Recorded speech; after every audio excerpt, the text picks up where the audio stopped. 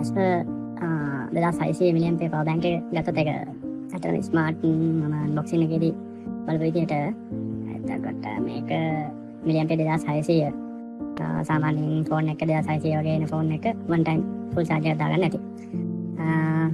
එතකොට මේක අන්බොක්ස් කරලා ගත්තාම මේකෙත් එක්ක කේබල් එකයි මේ පවර් බැංක් එක විතරයි තියෙන්නේ. කේබල් එක පැත්තක් USB අනිත් පැත්තේ මයික්‍රෝ USB එන්නේ. එතකොට